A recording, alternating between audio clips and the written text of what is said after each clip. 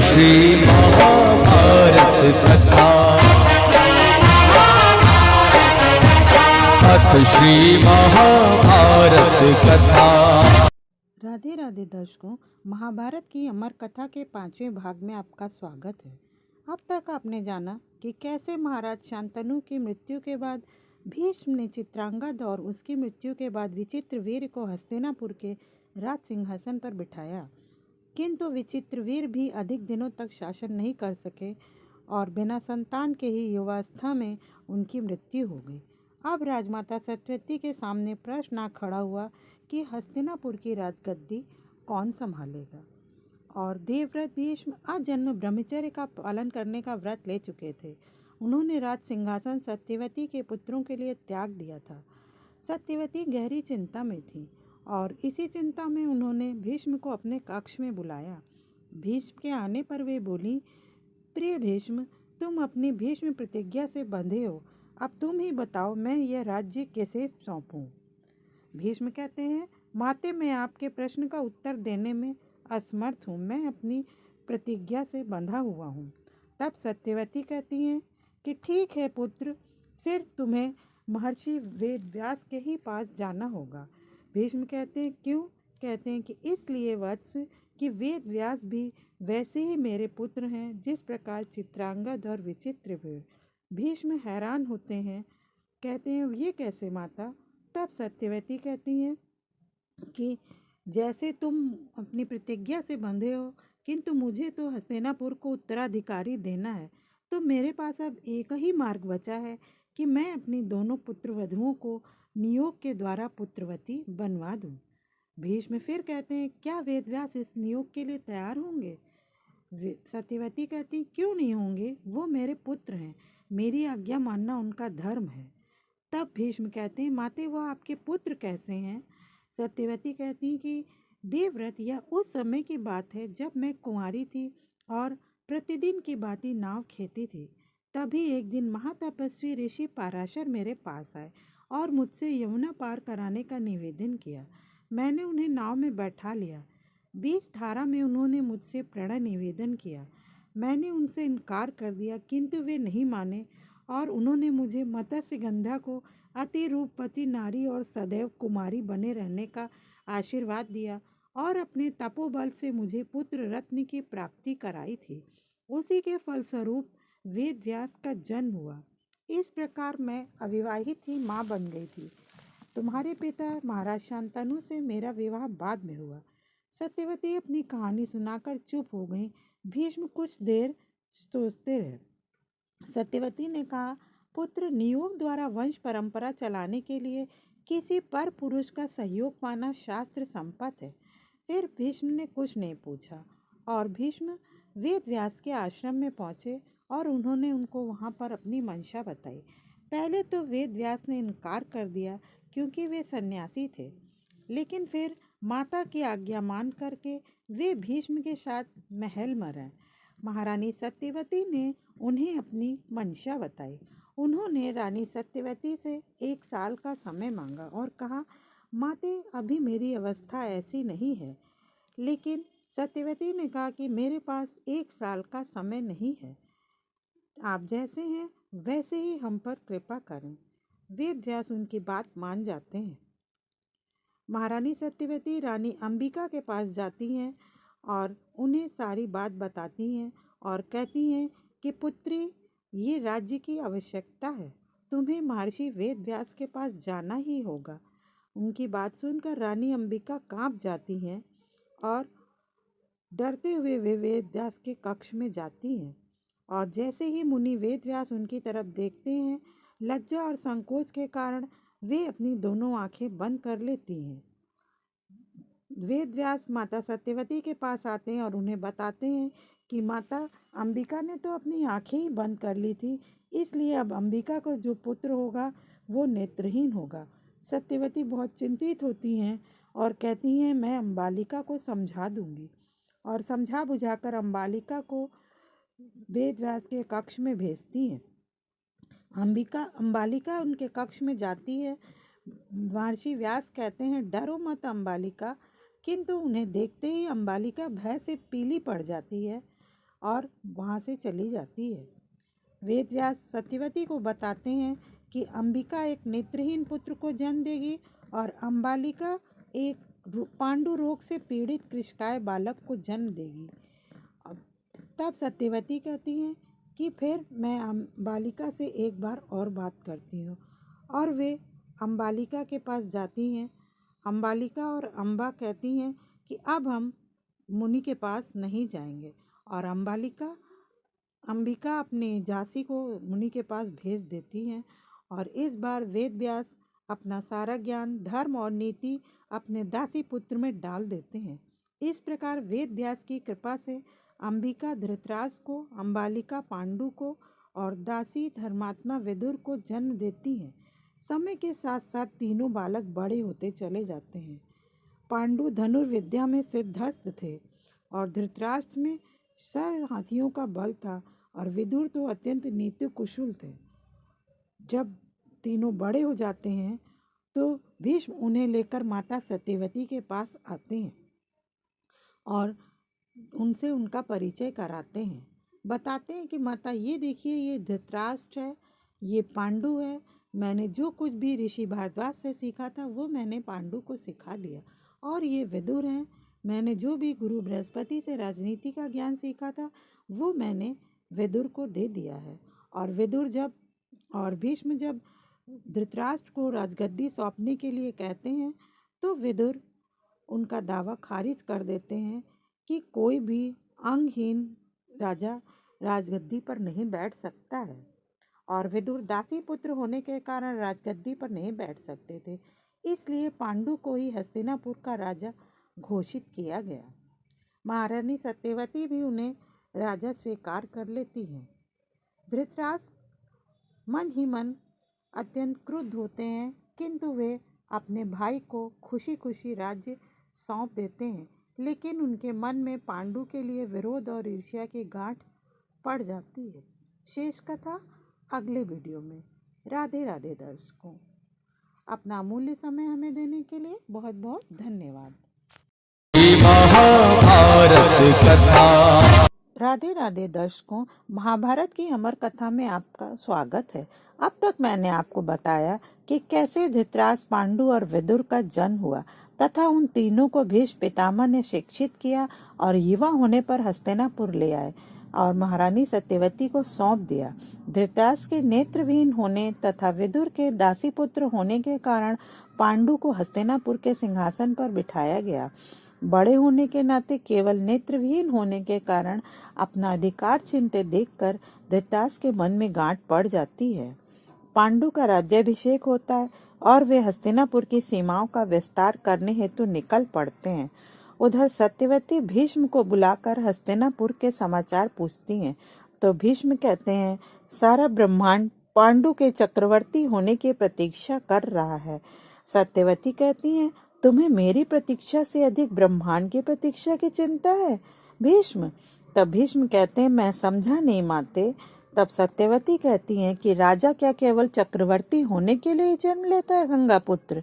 जीवन के कुछ और भी तो मांगे होती हैं, वंश रेखा की ओर भी तो उसका कुछ दायित्व तो होना चाहिए। तब भीष्म कहते हैं, मैंने इस विषय में कुछ सोचा है माते। सत्यवती कहती हैं, क्या? तब भीष्म कहते हैं, धृतराष्ट्र ज्येष्ठ पुत्र है, पहले उसका विवाह होना चाहिए, परंतु उसकी अर्धांगिनी के पास ऐसी आंखें होनी चाहिए जिसे देखने के लिए आंखें खोलने की आवश्यकता ना पड़े। तब सत्यवती कहती है, तुम्हारे ध्यान में कोई है? तब भीष्म कहते हैं, हाँ माते, मेरे ध्यान में शिव भक्तिनी गांधार कुमारी गांधारी आई है। सत्यवती कहती है, तो जाओ गांधार देश जाओ पुत्र, मेरा आशीर्वाद तुम्हारे साथ है। भीष्म गांधार देश जाने के लिए निकल पड़ते हैं। गांधार नरेश अपने पुत्र शकुनी के साथ चौसर खेल रहे होते हैं। तभी उन्हें भीष्म के आने की सूचना मिलती है और वे अपने पुत्र के साथ भीष्म का स्वागत करते हैं और उन्हें अनारों का मीठा रस पिलाते हैं और कहते हैं कि इसकी तुलना गंगा जल के अतिरिक्त और किसी की मिठास से संभव नहीं है। तब भीष्म कहते हैं, इससे भी अधिक मिठास संभव है। गांधार नरेश कहते हैं कि क्या? तब भीष्म कहते हैं, मैं आपसे कुरु राजकुमार धृतराष्ट्र के लिए आपकी पुत्री गांधारी का हाथ मांगने आया हूँ। गांधार नरेश। शकुनी अत्यधिक क्रोधित होता है और कहता है, मेरी बहन का हाथ आपने पांडु के लिए क्यों नहीं मांगा? गंगा पुत्र, उसके लिए वो अंधा ही क्यों सोचा? गांधार नरेश उसे शांत कराते हैं। फिर भीष्म से कहते हैं, आप मेरी पुत्री को हस्तिनापुर के चंद्रवंशियों में ले जाने के लिए आए हैं, परंतु गंगा पुत्र, आपका ध्यान इस ओर तो जाना ही चाहिए था कि राजकुमार धृतराष्ट्र नेत्रहीन है। उनके जीवन में गांधार देश का ये चंद्रमा निकला तो क्या और ना निकला तो क्या, उनका जीवन तो सदा अंधकार में ही बंधा रहेगा। तब तक वहां गांधारी आ जाती हैं और कहती हैं, ऐसा ना कहिए पिताश्री, परंपरा अनुसार वरमाला तो मेरे ही हाथों में है। ये निर्णय लेना मेरा अधिकार है कि मेरा विवाह किससे होगा। ताजश्री, भीष्म और शंकर भगवान को साक्षी मानकर राजकुमार धृतराष्ट्र को मैं अपना वर चुनती हूँ, और ये मेरे लिए सम्मान और सौभाग्य की बात है, क्योंकि वो मुझे मेरे सौंदर्य से नहीं, मुझसे प्रेम करेंगे और मुझे शारीरिक सौंदर्य के आधार पर स्वीकार नहीं कर रहे हैं। और वे एक कपड़ा निकालकर अपनी आंखों पर पट्टी बांध लेती हैं। भीष्म पूछते हैं कि गांधारी ये क्या है? तब वे कहती हैं कि ये आवश्यक है ताजश्री, मुझे आशीर्वाद दीजिए। क्या पत्नी का ये कर्तव्य नहीं कि वो अपने पति के दुख को समझे? मैंने आज से अपने जीवन को उसी अंधकार में लपेट लिया है जिस अंधकार में कुरु राजकुमार धृतराष्ट्र का जीवन लिपटा हुआ है। मैं इस प्रकाश और इस जीते जागते पृथ्वी लोक को क्यों देखूं जिसका वे अनुभव नहीं कर सकते? पत्नी की भाग्य रेखा को तो पति की भाग्य रेखा से ही निकलना चाहिए, है न ताजश्री? भीष्म कहते हैं, तुम धन्य हो पुत्री, और उसे शतपुत्री होने का वरदान देते हैं। गांधार नरेश भी गांधारी की स्वीकृति जानकर उसे आशीर्वाद देते हैं और भीष्म से कहते हैं, गंगा पुत्र, आप विवाह की तैयारियां कीजिए। गांधारी अपने भाई शकुनी के साथ हस्तिनापुर पहुंच जाएगी और फिर धृतराष्ट्र और गांधारी के शुभ विवाह का दिन आता है। सभी अंबिका नंदन धृतराष्ट्र और गांधारी की जय करते हैं। धृतराष्ट्र गांधारी को अपने नेत्रहीन जीवन में स्वागत करते हैं। गांधारी कहती हैं कि ये मेरा सौभाग्य आर्यपुत्र, किंतु धृतराष्ट्र के मन में कुंठा की भावना से ग्रस्त होने के कारण कहते हैं, लगता है तुमने मुझे ना देखने के लिए ही अपनी आंखों पर पट्टी बांध ली है। मैंने तो ये सोचा था कि तुम्हारी आंखों को से मैं ये सारा संसार देखूंगा, किंतु तुमने तो मेरी आशा के सारे द्वार ही बंद कर दिए। गांधारी कहती है, मैं वो संसार क्यों देखूं जो आप नहीं देख सकते? आपको देखने के लिए मुझे मेरे मन की आंखें ही काफी हैं। धृतराष्ट्र अपने मन की पीड़ा गांधारी से कहते हैं कि पांडु मुझसे छोटा होने पर भी मेरी नेत्रहीनता के कारण सिंहासन का अधिकारी है, मैं नहीं। उधर कुंती भोज अपनी पुत्री कुंती के स्वयंवर का आयोजन करते हैं और कहते हैं कि उपस्थित राजसभा में मेरी पोषित पुत्री जिसे भी अपना वर चुनेगी, सब उसे धन्य कहकर बधाई देंगे। और वे कहते हैं, मेरी पुत्री के जन्म का नाम तो प्रथा था। इसकी माता नागवंश भूषण आर्य कन्या और इसके जनक हैं यदुकुल भूषण शूरसेन, जिन्होंने कुंती भोज को अपने प्रेम का ऋणी बनाया और कुंती को मेरी गोद में दे दिया। वही प्रथा आज कुंती कहलाई और राजघराने के लिए वरदान बन गई। कुंती के आते ही राजघराना संतान से लहलहाने लगा। भाग्यशाली भाइयों की यह भाग्यशाली बहन अब अपने भाग्यशाली वर को मनोनीत करेगी और कुंती वरमाला लेकर स्वयंवर सभा में आती हैं। सबसे पहले माहिष्मती नरेश, फिर उज्जैनी नरेश, फिर मगध के राजकुमार, फिर कामरूप नरेश, फिर ज्योतिपुराधीश नरेश, फिर महामंडलेश्वर कलिंग राज और कौशल नरेश, सबके आगे से वे वरमाला लेकर के गुजरती हैं, परंतु उनके नेत्र तो किसी और की ही तलाश कर रहे थे। सखियां भी आपस में विचार विमर्श करती हैं कि कुंती तो केवल उससे ही अपना वर चुनेगी जो राजाओं महाराजाओं के इस सरोवर में कमल की तरह खिला हुआ। हस्तिनापुर नरेश महाराज पांडु। तब तक कुंती उनके पास पहुंच जाती हैं और उनके गले में वरमाला डाल देती हैं। पांडु भी अपने गले की माला निकालकर उन कुंती के गले में डाल देते हैं। उधर धृतराष्ट्र को चिंतित देखकर गांधारी उनकी चिंता का कारण पूछती हैं। तो वह कहते हैं कि चलो, मैं नेत्रहीन था तो मुझे राजा नहीं होना चाहिए, किंतु मैंने अपने भाग्य से समझौता कर लिया कि चलो, जो राज्य मुझे ना मिला मेरे पुत्र को तो मिल जाएगा। किंतु अब तो कुंती आ रही है। दुविधा तो फिर उठ खड़ी हुई कि अगर उसका पुत्र मेरे पुत्र से पहले हो गया तो समझ लो हस्तिनापुर धृतराष्ट्र के हाथ से सदा के लिए निकल गया। गांधारी उन्हें समझाती है कि होगा वही जो भाग्य में लिखा होगा। मनुष्य को अपने भाग्य के साथ जीना सीख लेना चाहिए। अरे पुत्र, धृतराष्ट्र कहते हैं, मैं प्रयत्न करूंगा। उधर कुंती हस्तिनापुर के राजमहल में बैठी पांडु नरेश की प्रतीक्षा कर रही है। उनकी आंखें आंसुओं से भरी हैं। उन्हें अपनी युवावस्था के वे दिन याद आते हैं जब वे अपने पिता कुंती भोज के साथ प्रसन्नता पूर्वक रहती थीं। उन्हीं दिनों ऋषि दुर्वासा कुंती भोज के यहाँ आए और किसी के द्वारा अपना स्वागत न किए जाने पर रुष्ट हो गए। कुंती भोज और कुंती उनसे क्षमा मांगते हैं और कुंती भोज कुंती से उनका परिचय करवाते हैं। कुंती की मीठी बातें उनका मन जीत लेती हैं और कुंती ऋषि दुर्वासा की बहुत सेवा करती हैं और उनसे ज्ञान की बहुत सारी बातें सीखती हैं। कुंती उनसे पूछती है, ऋषिवर, स्त्री का पृथ्वी पर क्या महत्ता है? तब ऋषि दुर्वासा कहते हैं, पुत्री, संसार में स्त्री का बहुत उच्च स्थान है। वास्तव में स्त्री ही संसार की जननी है। और वे कुंती की सेवा से बहुत प्रसन्न होते हैं और उससे कहते हैं, पुत्री, मैं तुम्हारी सेवा से अति प्रसन्न हूँ। तुम जो चाहे वर मांग लो। तब कुंती कहती है, हे ऋषिवर, आप तो भविष्य में झांक कर देख सकते हैं। मुझे कोई ऐसा वरदान दीजिए जो भविष्य में मेरे काम है। तो दुर्वासा कहते हैं कि अच्छा, तो वे उसे एक ऐसा मंत्र देते हैं जिसके उपयोग से वे देवलोक से जिसे भी चाहे उसे बुला सकती हैं और कहते हैं कि ये मंत्र तुम्हें देता हूँ और तुम देवलोक से जिसे भी बुलाना चाहोगी उसे आना ही पड़ेगा। और वे उसे अमोघ वशीकरण मंत्र देते हैं जो देवों को भी आने पर विवश कर देने वाला था। कुंती कई बार उस मंत्र के विषय में सोचती हैं कि क्या सचमुच ही उनका साक्षात्कार संभव है। माता के कहने पर वह सूर्य नारायण को जल देती हैं और उनकी ओर आकृष्ट हो जाती। सायंकाल फिर उनकी दृष्टि सूर्य की ओर जाती है और एकाएक उनके मन में कौतूहल जागता है कि क्या सच में ही ऋषि दुर्वासा का मंत्र सत्य साबित होगा। और वे उस अमोघ मंत्र का प्रयोग कर देती हैं और उस मंत्र के प्रभाव से सूर्य देव वहां आ जाते हैं। कुंती कहती हैं, देव, मैंने तो केवल ऋषि दुर्वासा के मंत्र की जांच कर रही थी। आपको जो कष्ट हुआ उसके लिए मैं क्षमा चाहती हूँ। अब आप वापस लौट जाइए। सूर्यदेव कहते हैं, अब मैं वर दिए बिना वापस नहीं जा सकता। कुंती कहती हैं, आपको जो देना है देकर लौट जाइए देव। सूर्यदेव कहते हैं, मैं तुम्हें एक पुत्र दूंगा। कुंती कहती हैं, मैं तो कुंवारी कन्या हूँ। और तो सूर्यदेव कहते हैं कि चिंता ना करो, तुम्हारे कौमार्य को कोई क्षति नहीं पहुंचेगी। मेरा पुत्र कवच और कुंडल के साथ जन्म लेगा। वो दानवीर कर्ण के नाम से संसार में प्रसिद्ध होगा।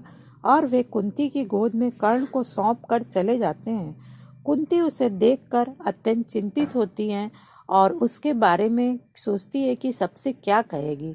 जिस समाज ने सीता जैसी देवी को भी संदेह की दृष्टि से देखा, समाज उसकी बात क्या सुनेगा। फिर उस बच्चे को एक लकड़ी के बक्से में डालकर ले जाती हैं और उसे अत्यंत प्रेम करती हैं और कहती हैं कि अपना दान अपनी माँ से आरंभ करो दानवीर कर्ण, और उसे बक्से में रखकर नदी में बहा देती हैं।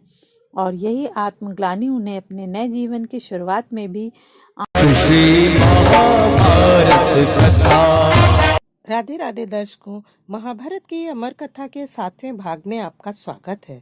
अब तक मैंने आपको बताया कि कैसे धृतराष्ट्र और गांधारी का विवाह होता है और कुंती और पांडु का विवाह होता है। कुंती पांडु का इंतजार कर रही होती हैं।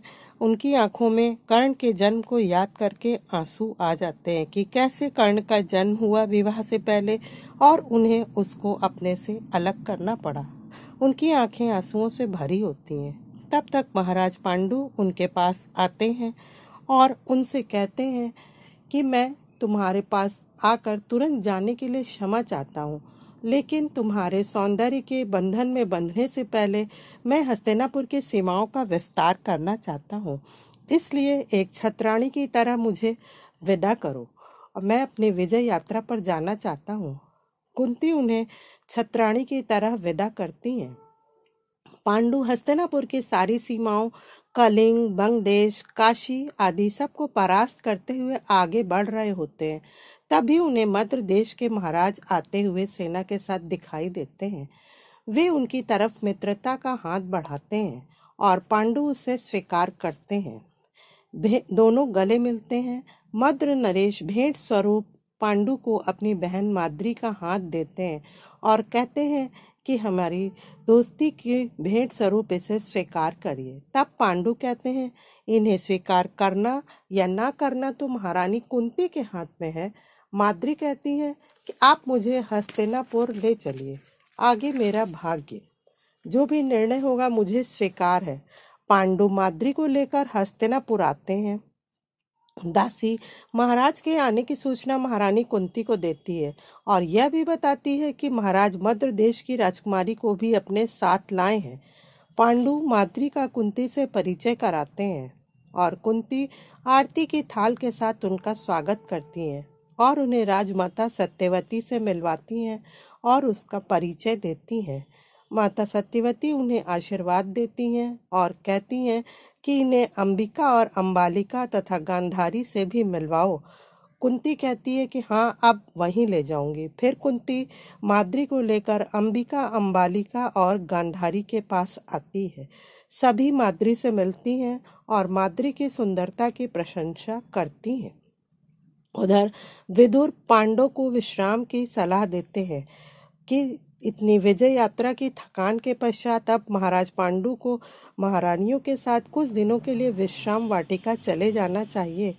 पितामह भीष्म भी उनसे सहमत होते हैं और पांडु फिर सबकी इच्छा होने पर इस प्रस्ताव को स्वीकार करते हैं और विश्राम वाटिका में जाने से पहले अपने स्थान पर धृतराष्ट्र को सिंहासन पर बिठाते हैं कि मेरे आने तक धृतराष्ट्र ही राज्य का सभी कामकाज देखेंगे और वे अपना राजमुकुट धृतराष्ट्र को पहना देते हैं।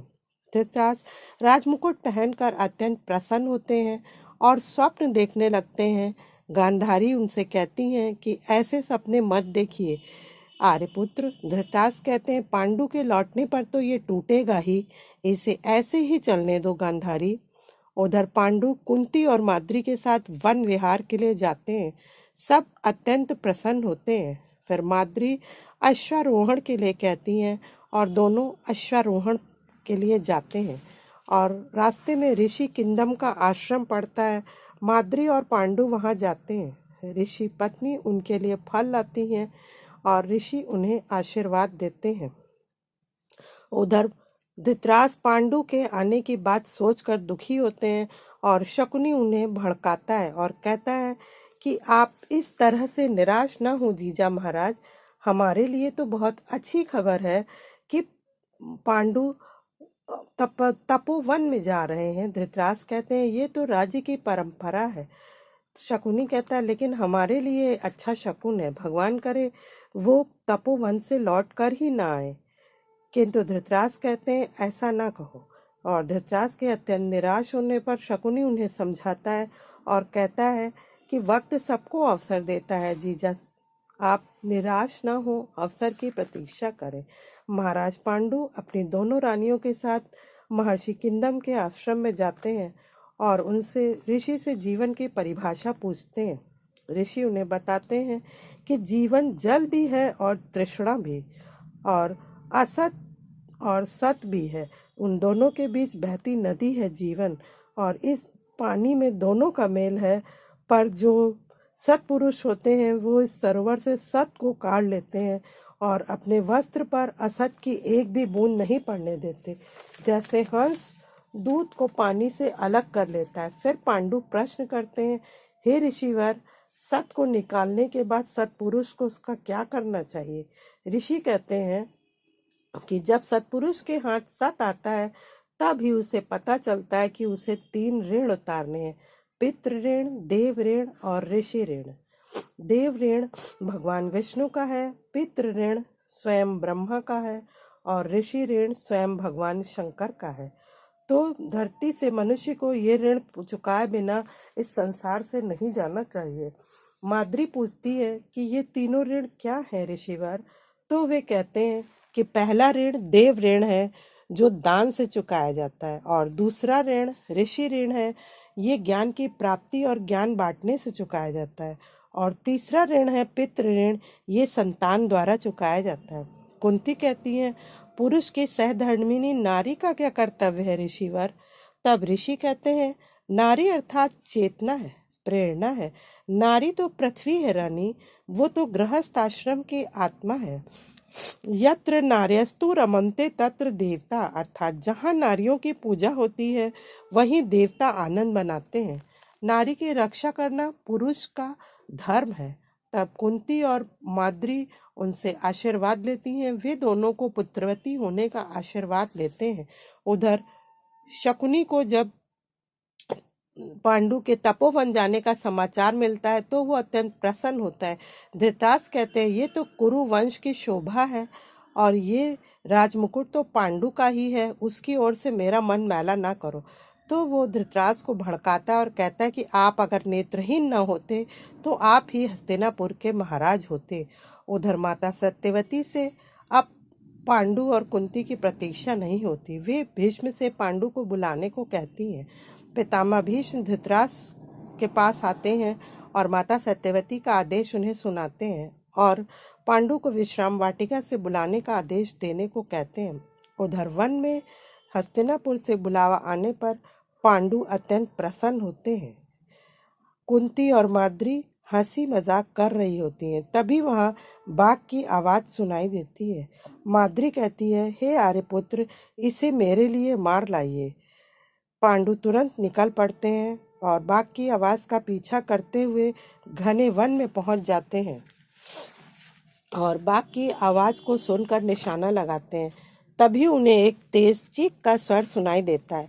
पांडु दौड़कर वहां जाते हैं तो देखते हैं कि उनका बाण ऋषि किंदम और उनकी पत्नी की छाती को चीर गया है। तो वे अपनी भूल के लिए क्षमा मांगते हैं। ऋषि कहते हैं कि जो ध्वनि को ध्वनि से अलग ना कर सके राजन, उसे शब्द भेदी बाण चलाने का अधिकार नहीं है। तुम अपने अधिकार की सीमा रेखा का उल्लंघन किए हो, तुम्हें इसका दंड मिलना ही चाहिए। और वे कहते हैं, मेरी वंश रेखा काटने वाले राजन, मैं तुम्हें श्राप देता हूँ कि जिस क्षण तुम्हारा स्त्री से संगम होगा वही क्षण तुम्हारा अंतिम क्षण होगा। और उनके प्राण पखेरु उड़ जाते हैं। उधर कुंती अत्यंत चिंतित होती हैं। बहुत देर तक पांडु के न लौटने पर दोनों उनकी प्रतीक्षा कर रही होती हैं। तब तक पांडु मलिन मुख के साथ लौटते हैं और दुखी होकर उन्हें ऋषि के द्वारा दिए गए श्राप के बारे में बताते हैं। सब हस्तिनापुर लौट कर आते हैं और पांडु आकर सबको अपने श्राप की बात बताते हैं और सबके परामर्श से वे धृतराष्ट्र को राज सिंहासन पर बिठाकर स्वयं प्रायश्चित के लिए दोनों रानियों सहित वन चले जाते हैं और वहां जाकर वे प्रायश्चित करते हैं और ऋषियों के साथ वन में समय व्यतीत करते हैं। शेष कथा अगले वीडियो में। तब तक ईश्वर की कृपा आप सब पर बनी रहे। अपना अमूल्य समय हमें देने के लिए आपका बहुत बहुत धन्यवाद। जय श्री कृष्ण। राधे राधे। अथ श्री महाभारत कथा। राधे राधे दर्शकों, महाभारत की पौराणिक कथा में आपका स्वागत है। जानिए पांडवों की जन्म कथा, महाभारत की सबसे विचित्र कहानी। जी हाँ दर्शकों, ये महाभारत की सबसे विचित्र कहानी है जिसके बारे में मैं आज आपको बताऊंगी। अब तक मैंने आपको बताया कि कैसे महाराज पांडु कुंती से विवाह के बाद माद्री से विवाह करते हैं और विजय यात्रा की थकान उतारने के लिए महारानियों के साथ वन विहार को चले जाते हैं और वहीं वन में शिकार के समय शब्द भेदी बाण चला देते हैं जो जाकर के किंदम ऋषि को लगता है और उसी समय वो अपनी पत्नी के साथ मैथुन कर रहे थे। और पांडु जब वहां पहुंचते हैं तो वे देखते हैं कि उनका बाण ऋषि और ऋषि पत्नी का सीना चीर गया है। वे उनसे क्षमा मांगते हैं किंतु किंदम ऋषि अत्यंत क्रुद्ध होते हैं और उन्हें श्राप दे देते हैं। कहते हैं कि मेरी वंश रेखा काटने वाले राजन, मैं तुम्हें श्राप देता हूँ कि जिस क्षण तुम्हारा स्त्री से समागम होगा वही तुम्हारा अंतिम क्षण होगा, और उनकी मृत्यु हो जाती है। इस श्राप से पांडु अत्यंत दुखी होते हैं और वे कुंती और माद्री को आकर के ऋषि किंदम के श्राप के बारे में बताते हैं। उधर राजमाता सत्यवती पांडु को बुलाने के लिए संदेश भेजती हैं। पांडु अपनी दोनों रानियों के साथ हस्तिनापुर लौट आते हैं और आकर के अपने श्राप के बारे में सबको बताते हैं, और सबके परामर्श से वे धृतराष्ट्र को राज सिंहासन पर बिठाकर स्वयं प्रायश्चित के लिए वन जाने का निश्चय करते हैं। वे अपनी रानियों से कहते हैं, हे देवियों, मैं अपनी समस्त वासनाओं को त्याग करके वन जा रहा हूँ और अब वन में ही रहूँगा।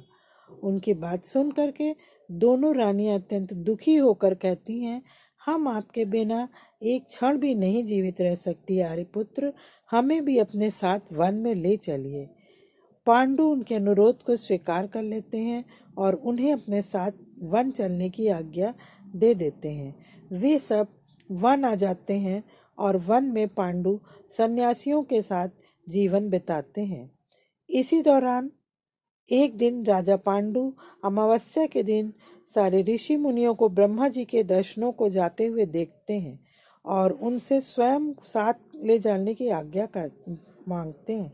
उनके इस आग्रह पर ऋषि मुनि कहते हैं कि राजन, कोई भी निसंतान पुरुष ब्रह्मलोक जाने का अधिकारी नहीं हो सकता, अतः हम आपको अपने साथ नहीं ले जा सकते। ऋषि मुनियों की बातें सुनकर पांडु अत्यंत दुखी होते हैं और अपनी पत्नी कुंती से कहते हैं, हे कुंती, मेरा जन्म लेना ही व्यर्थ हो रहा है, क्योंकि संतानहीन व्यक्ति पितृ ऋण, ऋषि ऋण, देव ऋण तथा मनुष्य ऋण से मुक्ति नहीं पा सकता। उधर कुंती को ऋषि किंदम का आशीर्वाद याद आता है कि उन्होंने कुंती और माद्री को पुत्रवती होने का आशीर्वाद दिया था। साथ ही उन्हें दुर्वासा ऋषि द्वारा दिए गए अमोघ मंत्र का भी स्मरण हो आता है। वे पांडु को बताती हैं कि हे आर्यपुत्र, मेरी सेवा से प्रसन्न होकर के ऋषि दुर्वासा ने मुझे एक ऐसा अमोघ मंत्र प्रदान किया था जिसे मैं किसी भी देवता का आह्वान करके मनोवांछित वस्तु प्राप्त कर सकती हूँ। आप आज्ञा दीजिए, मैं किस देवता को बुलाऊं? इस पर पांडु उन्हें धर्मराज को आमंत्रित करने के लिए कहते हैं। कुंती धर्मराज का आह्वान करती हैं और उनके आशीर्वाद से उन्हें एक पुत्र की प्राप्ति होती है, जिसका नाम कुंती और पांडु युधिष्ठिर रखते हैं। इसका समाचार धृतराष्ट्र को मिलता है। वे अत्यंत दुखी होते हैं कि कुंती के पुत्र ने पहले जन्म ले लिया। वे अत्यंत निराश हो जाते हैं। उसके बाद पांडु कुंती से पवन देव का आह्वान करने के लिए कहते हैं। तब कुंती पवन देव का आह्वान करती हैं और उनके आशीर्वाद स्वरूप उन्हें एक अत्यंत बलिष्ठ पुत्र की प्राप्ति होती है, जो जन्म के समय ही इतना बलशाली होता है कि जब कुंती उसे पांडु को दे रही होती हैं, वो उनके हाथ से छूटकर शिला पर गिर जाता है और पांडु कहते हैं कि हे कुंती, हमारा ये पुत्र अत्यंत बलशाली होगा, और वे उसका नाम भीम रखते हैं। उधर गांधारी भी दुर्योधन को जन्म देती हैं। शेष पांडवों और कौरवों के जन्म की कथा आगे मैं आपको बताऊंगी। अब हमारे अगले वीडियो में आनंद लीजिए श्री कृष्ण के लीलाओं का। जी हाँ दर्शकों, अब मैं आपको श्री कृष्ण के जन्म की कथा के विषय में बताऊंगी। अपना अमूल्य समय हमें देने के लिए आपका बहुत बहुत धन्यवाद। आप सब पर ईश्वर की कृपा सदैव बनी रहे। अगर आपको हमारा वीडियो पसंद आया हो तो उसे लाइक, शेयर और सब्सक्राइब अवश्य करें। राधे राधे।